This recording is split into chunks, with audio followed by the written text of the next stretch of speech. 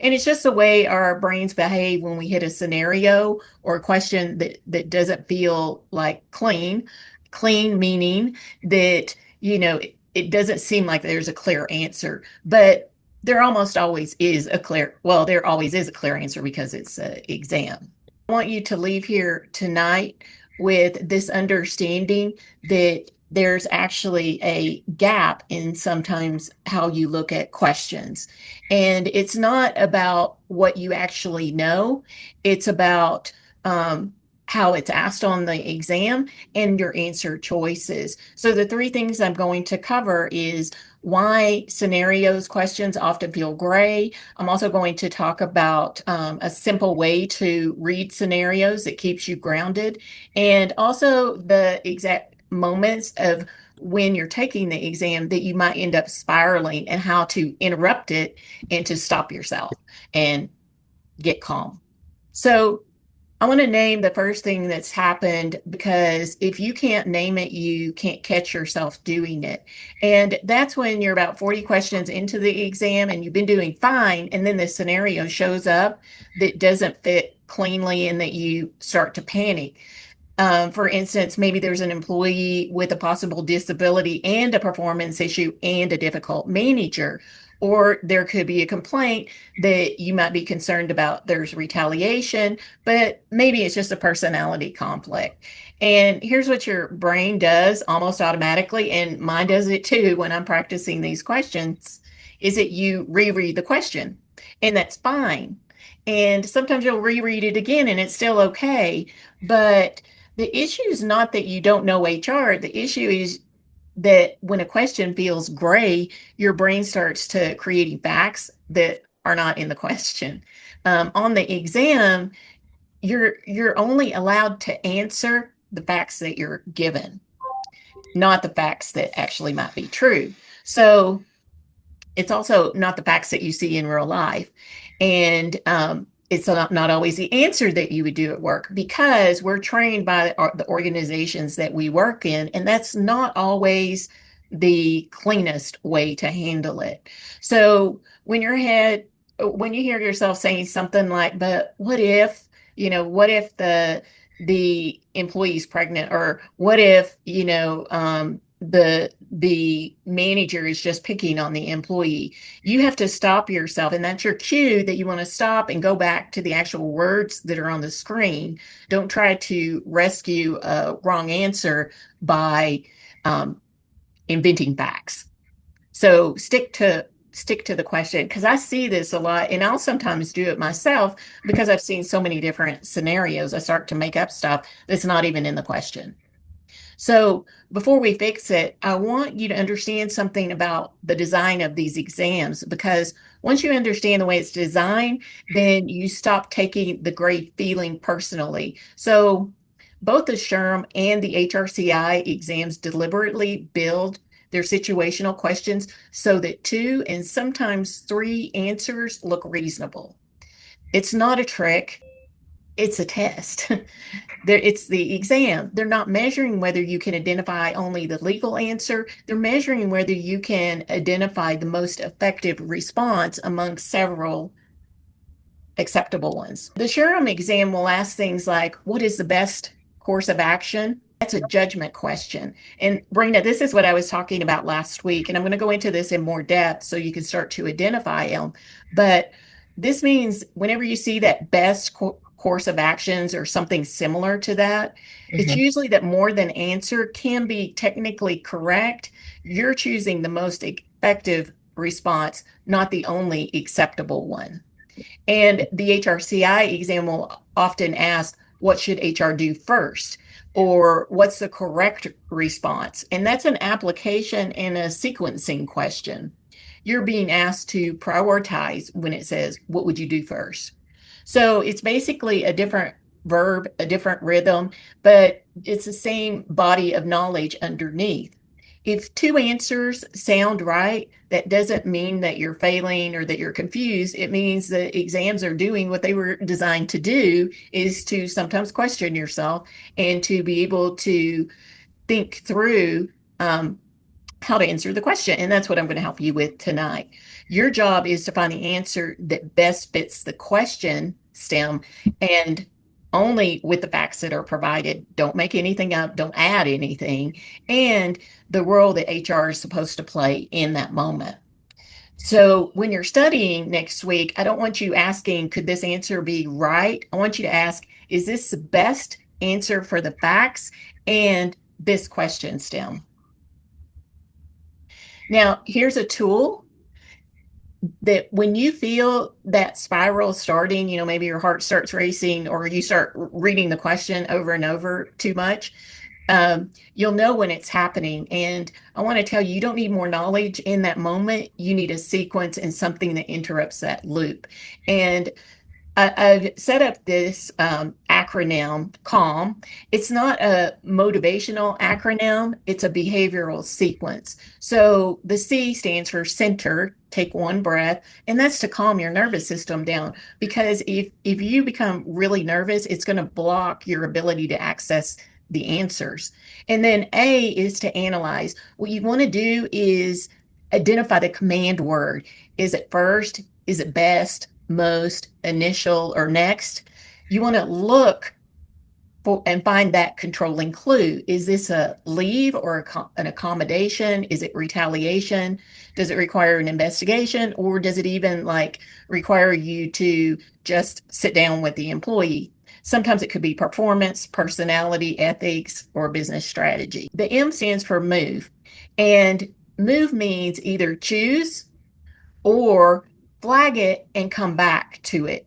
Don't keep arguing. Don't keep going over it in your head. If it doesn't come to you straight away, flag the question and then come back to it at the end when you're actually calmer. But it's really helpful that on these exams that you can flag it, and then after you finish, then you go back and answer the flagged questions. And I'm going to say this now, because after you finish your exam and you go through your flagged answers, just stop. Don't go over the questions that you've already answered, because I guarantee you that you're going to change an answer that was correct and you're going to start second guessing yourself. And I've seen more people fail these exams because they second guess themselves and change answers after they've already answered. And one person I worked with, the third time she was taking the exam, I told her, do not change your answers. When you go back and answer the flags, just stop and say you're done. After when she did that on the third exam, she passed. She was so excited. So remember that. And then when we go through this calm, being centered, taking that breath, analyzing, it only takes 6 seconds. And that's the entire intervention.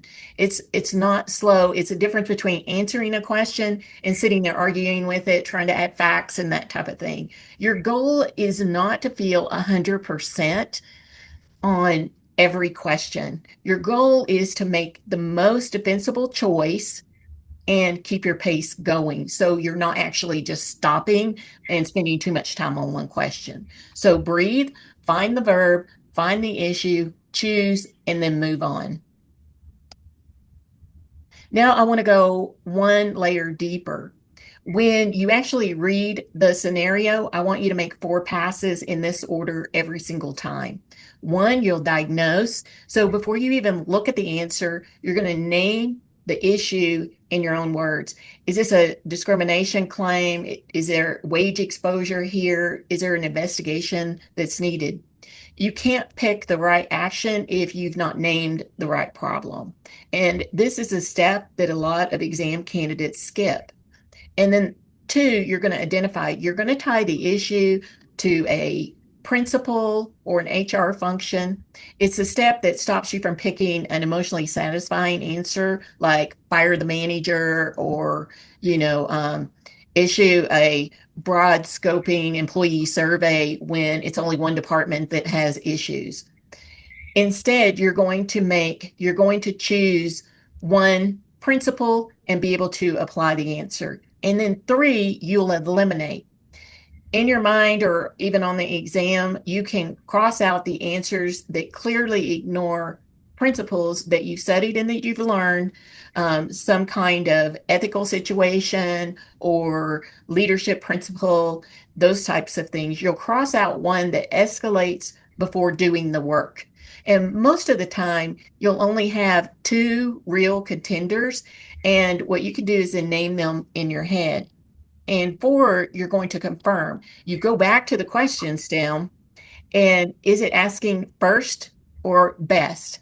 Not just the hard ones, but that's going to actually be the difference and will often be what decides between your two final answers. So if it's first, it's most likely a process, and best is usually like a longer term strategic analysis that's needed. So this is a process I want you to use on every practice questions that you're doing this upcoming week. And, you know, I know that you're going to, some of you are not studying for the exam, and we'll go over this again in the cohort, but you'll do this just for practice. On the first pass, you'll ask, what's the HR issue? Second pass, what's the principle or the HR function that it controls? And then third, which of the two answers are clearly wrong? And then the fourth and final is the question asking first or best? So there's four passes, the same order every time, and it just becomes muscle memory. And before you got on the call, Brina had mentioned that she doesn't even think about some of these tools that we've used because she's just gotten used to incorporating them, and it's helped her to do better on the quizzes that she's going through. Laurie, So, I'm sorry to interrupt. go Laurie, ahead. would you say next is also usually process? Yes. Okay. Yeah, just like, and I'm going to go into that when I talk about first Okay. and best, because it's a process move. So when you review any missed questions this week, don't just write down the correct answer, write down where the process broke. And I think, Brina, the prompt that you're using, or the prompts that you're using, will actually feed that back to you when it sees your answer, which I think is really cool about these AI tools and the prompts that I'm writing, that it can diagnose how you're looking at it wrong, how you might have looked at it one way and it makes sense in a way, but why the right answer is right. Um, and then also it'll let you know, did you answer best? You know, kind of look at your own questions. Did you answer like the long term when it was actually asking you for a short term solution? And so this is a slide that I was mentioning. I want to spend a separate slide on this because it's one of the single most common scoring errors that I've seen, and that's first and best. They're completely different questions. First is a sequence question. What is the correct next step? When you see first, look for ordering, gathering facts before deciding, verifying a policy before escalating, engage the person before documenting them, and also stabilize before strategizing. First is almost always about the step that comes before something, some dramatic thing you do, like writing someone up or firing them or that type of thing. Best is an outcome question. Which response is most effective overall? When you see best, you're weighing trade offs like legal exposure, business impact, employee outcome, or the defensibility if someone questions the decision 6 months from now. If you answer a first question with a best answer, meaning you pick the strategically optimal end state instead of the correct next step, you're going to get it wrong, even though your reasoning was sound. So I want you to make note of the verb every time in your head, because that verb is really the whole game around these exams. First means sequence, best means judgment. First is usually asking, what should HR do before taking an action? Best is usually asking, which response balances people, issues, business need, legal risk, and then the long term impact. If the question says first, avoid answers that jump to termination or launch a program or somehow somehow escalates too quickly, maybe disciplining somebody before fact finding, and recommend a final decision before like an investigation. And if the question says best, avoid answers that solve only one of the stakeholders' problems. Remember, your stakeholders are your employees, it's your customers, your vendors, your management. It could be also be people within the community. So be sure that you're looking at all of your stakeholders and not just solving it for one. And also, whenever it says best, avoid answers that ignore the business impact, also that are legally safe, but operationally unrealistic. Found ethically, but cannot actually be executed within the environment that the scenario is providing. So before you select an answer, circle or say the command word in your head first, best, next, maybe most appropriate, because that word can control the answer. Now I want to talk about 5 traps, and these are patterns that I see consistently. If you recognize one of these in yourself, that's good because that's the first step. So trap number 1 is the obvious HR answer. It sounds like what HR should do. It feels familiar, but the scenario is calling for something more specific. And then trap 2 is skipping the diagnosis. You jump straight to a fix before naming the actual issue. A wrong diagnosis cannot be saved by a strong intervention. And then trap 3 is using safe over right. So documenting or escalating without first engaging is safe and sound, but that's not the same as defensible. And then trap number 4 is ethics without execution. It's an answer that's morally ideal, but operationally impossible is not always the best answer. So the exams are testing your judgment in real environments, not in perfect ones.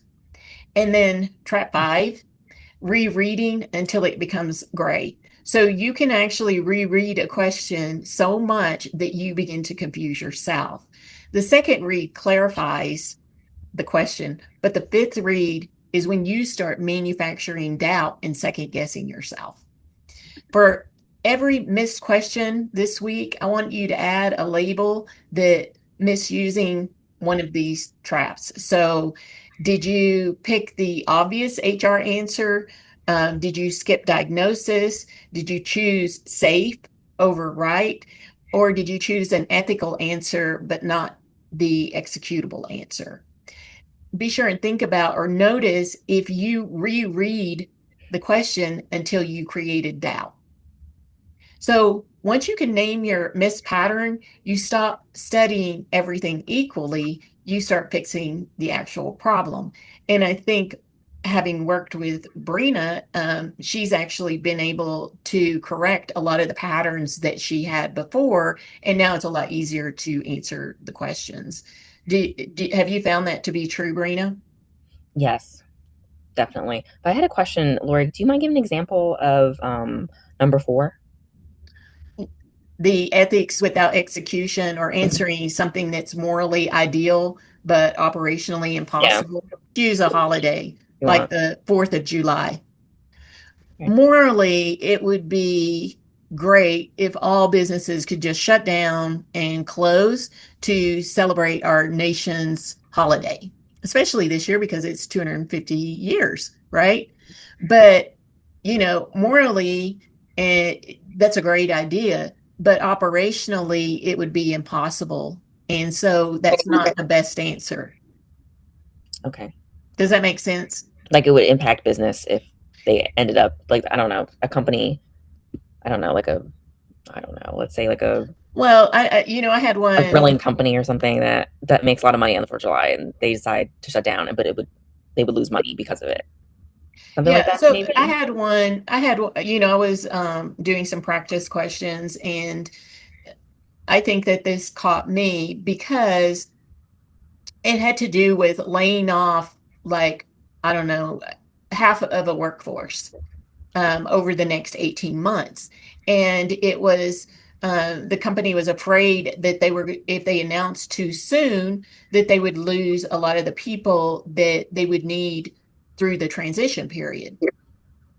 And so, I said, hold off on the announcement until you have a better plan, because I think that that's morally ideal. But the CFO was actually wanting people to leave to save on operational costs sooner rather than later. I discounted him being a stakeholder and listening to him. And so I got the answer wrong. So made me think about it as well. Did that help? Yes, I think I've seen uh, questions like that, like, oh, let's wait to tell people, but let's wait to tell people about a plan until it's finalized. But really, you want to be open and transparent, even if you don't have all the facts. Yeah, and I think in real life, I've been in different situations regarding that in HR. I've been in the role of hiding a layoff and being very secretive about it, and then surprising people. And I don't think that's fair. But then if you tell them so far in advance, then it's like you kill morale and productivity because the people are like, I don't want to be here. Mm-hmm. So it's a balance for sure. So I'm going to walk through a scenario with you, and then, we'll talk through how we can analyze this. So a manager comes to HR and says an employee's been acting different, missing deadlines, leaving early, seeming distracted. The manager wants to start a performance improvement plan, but the employee has not requested anything. What should HR do first? And before I explain this, I want you to choose what should HR do first. So tell the manager to start the PIP because the employees missed deadlines, or B, tell the manager not to take any action because the employee may have medical condition. B, gather more information and speak with the employee to determine whether leave accommodation or another issue may be involved. And D, require the employee to provide medical documentation before discussing performance. Think it'd be C. And what do you think, Brina? Same. Okay. Yes, C is the correct answer.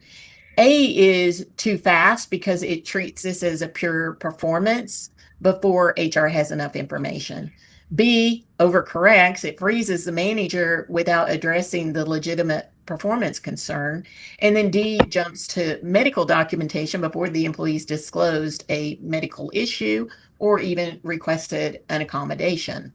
And then C is the best first step because it gathers information before deciding. And the exam rewards the answer that protects the process, not the answer that avoids discomfort. So if we apply the four passes, we are diagnosing what's it actually about. And honestly, you don't know yet. It could be performance. It could be an undisclosed disability. It could be something where the employee is FMLA eligible. It could also be some kind of personal crisis that's going on within their family.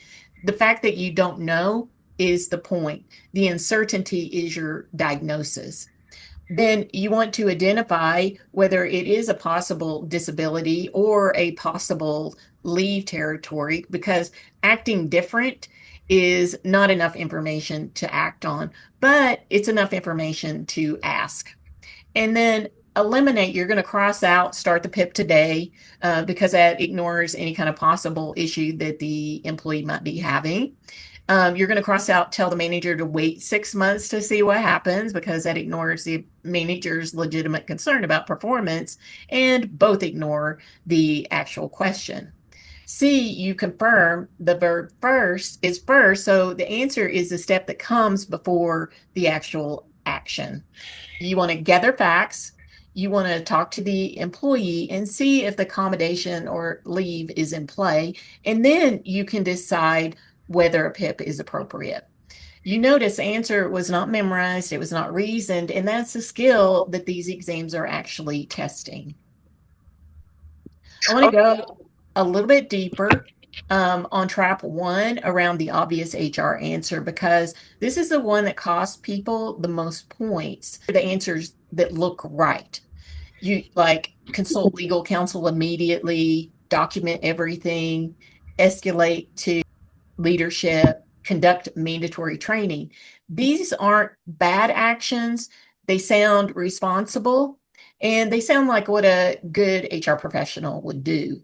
But they are rarely the best answer on these exams because what is usually best is a lot more specific. So you want to engage directly before escalating, investigate before documenting a conclusion, and you want to apply policy consistently, not selectively, even when one direction actually feels better. So you address the specific issue in front of you, not the category that it falls into. So before you commit to an answer, ask yourself, is this the right action or just a familiar one? That single question will save you points every time. Legal counsel is not a wrong answer because legal counsel's bad. It's often wrong because it's premature. If HR has not gathered facts, identified the issue, reviewed policy, or stabilized the immediate concern, call legal may be too broad or too early. Also, from my experience, it can be very costly to do that, especially if you're contacting outside counsel. And the exam often wants HR to do HR's work first, and that's assess, document facts, apply the policy, and engage the right stakeholders, and then escalate if the facts require it. So there's a rule. Don't pick the answer that sounds the most official. Pick the answer that's actually next in the process. And sometimes even after you've diagnosed, you've identified, you've eliminated and confirmed, you still have two answers that both look reasonable. And that happens. That's by design because it's an exam. This is where this BEST acronym comes in. And it's actually the tiebreaker. It's not something that you would use on every single question. It's when you get stuck on one question and the two final answers both look reasonable. So what you're going to do is to analyze those two choices against each other. You're not going to use it when you have four. You're going to first eliminate the ones that you know are clearly wrong. So with the B stands for business alignment. Does the answer support the organization's actual operating reality or only an idealized one? And then E is ethical and legal. Does the answer protect both the employee and the organization from harm and exposure? And S, that's the strategic impact. What is the downstream effect on culture, on your precedent, on the consistency of future decisions? And T is for talent and human. Is the employee treated with dignity? Is the action proportional to the situation, heavier handed than the situation actually calls for? So best is only for the final two, and you're asking which answer best balances business alignment, ethical and legal risk, strategic impact, and human talent impact. The strongest answer almost always wins on at least three of the four. If your answer only wins on one, it's usually because it feels right emotionally. Look again, you're probably in that trap territory. If one answer protects the employee but ignores the business, it may not be the best. And if one answer protects the business but ignores fairness or legal exposure, it may not be the best. The strongest answer usually balances both. And I want to come back to where we started. Confidence on these exams is rarely about memorizing more. It's about trusting a reasoning rhythm so that when a scenario feels gray, you don't reach for the safest sounding answer. You reach for the one your reasoning actually points to. Most exam candidates who underperform on these exams aren't underprepared on the content. They're over relying on instinct in moments that call for some kind of sequence. And it's a skill that we've just practiced. So confidence is not going to come from feeling like you know every fact. That will not happen before exam day, and it doesn't need to happen. Confidence comes from knowing what you will do when you feel uncertain taking or answering a question. That's a point of calm, of first versus best, and of the four passes. And I want you to understand this, and you need to repeat this to yourself. I don't need certainty, I need process. So when you're answering the question, I don't need certainty, I need process. Okay, so I talked to Brina about this earlier, so she's not totally off guard about it, but I'm going to do a targeted coaching with her. And I had you earlier identify a few questions that you got wrong during your practice this past week. And your prompt coaching most likely pointed out some of the key points around sequencing, like picking a safe answer, or maybe you missed a words like next, best, first, etc. Um, like we went over today. So let's go through one of your misses to identify where you went wrong. You have one that you picked out? Yeah, I have one. It's really short. Okay. Well, I have a couple. Within the balanced scorecard, HR primarily influences which perspective? A, financial, B, customer, C, learning and growth, D, market share. And I picked A, which is wrong because the balanced scorecard is not just financial. um, So did you know the concept but pick the wrong sequence? Or I did think you I just choose the safe sounding HR answer? one. This was a couple of weeks ago. I think I might have been tired and just picked the wrong answer because I know that the balanced scorecard is more like it's more of the company like report card and it's more than financial. And I know that, so I don't know why I just picked that. But sometimes I Mhm. think different words, kind of throw me off. Sometimes I think. Right. But let me see if I can find another one. Did you have one that was a scenario The where there scenario was maybe one of those command words? here. It's short. I can read it. The CEO announces a 3-year strategy to expand into AI consulting. What should HR do first? A, develop leadership training for current managers. B, conduct a workforce capability gap analysis. C, increase recruiting advertising. Or D, revise the performance appraisal process. So I think I jumped ahead. I picked A and I jumped ahead when it was supposed to be B because you're supposed to at least conduct a workforce analysis first before like jumping to training is not really the first thing you typically do. Right. So if um, you had had this idea around first, best, next, most appropriate, do you think you would have that would have clued you into the correct answer? well, I know typically first is a process. And I feel like jumping ahead to leadership and training like kind of skipped over a couple of things. So Yeah. I think this was from like maybe 2 or 3 weeks ago. Um, Yeah.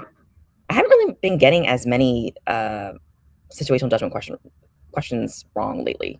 That's good. It's really just been sometimes the vocabulary a little bit throws me off, but that was one where I was Well, like, oh, well, yeah, that makes sense. well, and over the last few days, last week, you've The been working more on the vocabulary. That's kind of like your last area that you're studying.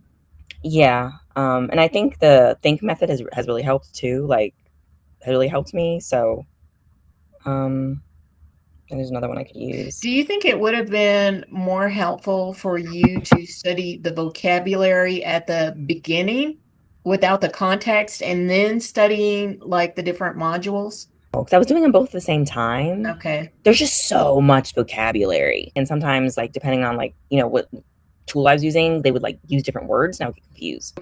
Over the next week as you're finalizing your studies, just kind of get an idea. And I think that your prompt is doing this, is determining whether it's a knowledge gap or a reading or command word error, or it's a reasoning and sequence type of error. I Hmm. think that prompt that I gave you last week was helping you to learn how to do that. And then, you just run it a couple of times and it helps you to think through those.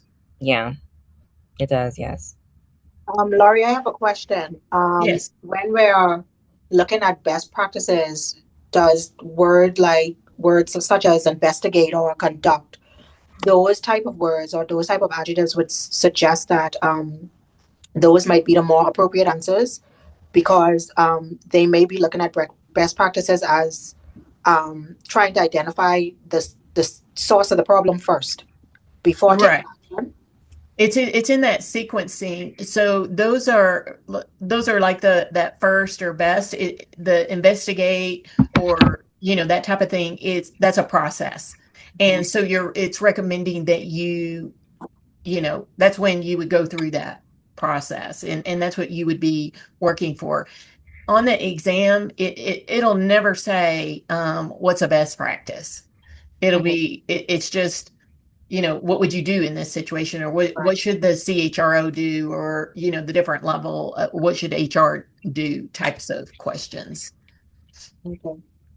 I have a question in regards to the practice questions because I did follow what you had said to copy and paste into AI, and it gave me, I think I only did 5 questions. I got 4 out of the 5 right. Um, but I wanted to know if I used that same template which you had given before, would it give different questions or the same first set questions? Oh no, it'll generate like different questions each time. And Oh, like, so like you could go to Claude, and mhm. it'll generate different questions, and then you go to ChatGPT, you can put that prompt in. Okay. Now, I've been working on updating that prompt. Um, and I'm going to be sending it out, I'm hoping tomorrow, and also like giving more details on the cohort coming up August 1st. But yeah, that prompt I gave you, it'll generate just endless numbers of questions. And then um, you can also have it specific to the area that you want. So you can say, I want to be tested on the vocabulary, and it'll start to give you questions like that. Now, as I've been working with Brina, she started out with that prompt, but as she's been developing, we've refined the prompt and helped her.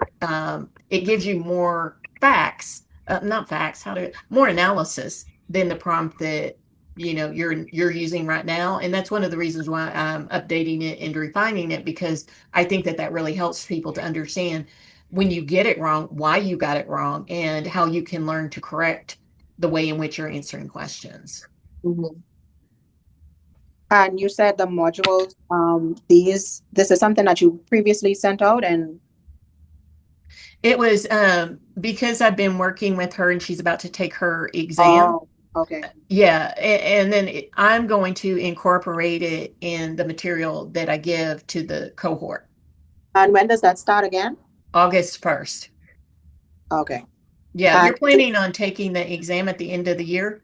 yes, I would like to take it at the end of the year. I haven't researched meaning where it is or because I haven't really thought about it until you approached me. I mean, well, not that I didn't think about it, I did, but I wasn't serious about it, but I think I am now. Hmm. But I didn't research testing centers or what I might need to do and different things like that. But I would like to prepare for it. Hmm.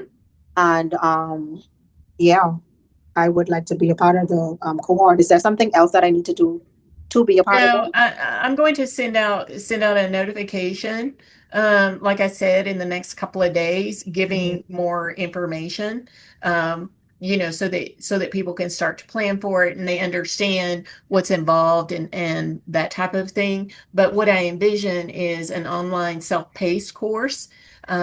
You won't need to purchase outside study material. I will Mhm. provide you study guides and workbooks and all kinds of things. And then the course will be online that you take at whenever it's convenient for you on demand. But that I will have weekly meetings where I'll go over the different topics, and Okay. there'll be about 20 modules. So I'll be each week, I'll spend time talking about the module. And it's helpful if you've gone through that module, but I'm also going to pre-record those meetings so that you can watch them later if you happen to miss them, or you don't have you're not available on that day. Before I close, I just want to say and to give you 5 reminders that you can use before exam day, or you can use them anytime you feel like you're starting to spiral when you're practicing, is read the stem twice and then stop. The 2 reads are to understand. Anything more than 2 times is anxiety, and it's not analysis. And then 2, name the issue before you scan the answers. So you have it in your mind that you're diagnosing before you're actually choosing what the treatment is. And then 3, check the verb, that burst or best or similar types of words. And, you know, metaphorically, underline it if you need to in your head, because the verb is really going to be the whole game. And then 4, you're going to eliminate 2, and then you're going to be choosing between the 2, but you're never picking from 4 answers. So you're just picking between 2 answers. Choose what the answer is, and just stick to it and move on. But if you get confused or you feel that anxiety, just skip it, move on, because sometimes you'll get a clue to what the answer is in future questions, or all of a sudden you'll go, oh, I knew what that was. I don't know why I got so nervous. So, arguing with the question or second guessing yourself is going to cost you more than the question's actually worth. So one more thing before I'm going to let you go, the exam isn't testing whether you're a perfect HR professional, because nobody is. Even myself, after being here so long, I know I'm not perfect. It's just testing whether you can think clearly under pressure with incomplete information and make a defensible decision anyway. And that's the same skill you use in real HR every single day. The exam is just a structured version of it. So trust your reasoning, trust your preparation. The answers are always closer than you think. But before I leave you, I want to leave you with this. Tonight you got like a diagnosis. You can now name the spiral. You can feel it when it's coming up. You have a vocabulary for it using calm, best, and the 5 traps. And you'll start noticing it in yourself this week on practice questions as you're taking them. That's real, but here's the honest part. Just recognizing that spiral and interrupting it under the exam pressure are 2 different skills. So knowing the levers of calm doesn't mean you can execute it when your hands are sweating on question 87. It just takes rep with the feedback across hundreds of scenarios until the reasoning rhythm is automatic and it's not something that you think about. That's what the cohort is going to be built for as well. The HR certification prep in the age of AI is just live scenario reasoning practice like this every week. I have a full study system I'm building. There's going to be frameworks, you're going to drill yourself until it's just muscle memory. And it's built by someone who works as an expert witness. And if you don't know what that is, when employers get sued, they bring me in to look at how HR did things and tell the jury, explain it in lay terms, whether what HR did was the correct thing, if I'm on the defense, if I'm representing the employer, or if HR did the wrong thing, if I'm on the plaintiff side or the employee side.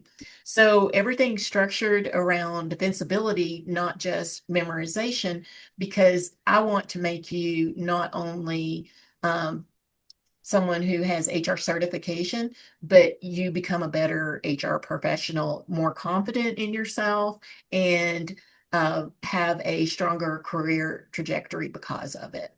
So if tonight made you realize your gap isn't content, that it's a reasoning rhythm, that's exactly what we're going to work on in the cohort. So I'll be in touch with you. I really thank you for being here. Before I close, I do want to just open it up for questions.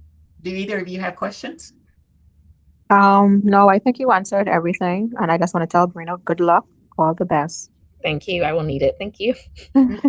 I don't think you're going to need luck because you're prepared. If you guys don't have any other questions, I'll wrap it up tonight. Well, you have a good weekend, and hopefully we'll see you next week. Yep, Mom, you have a wonderful evening. Thank you. Thank you. Bye-bye.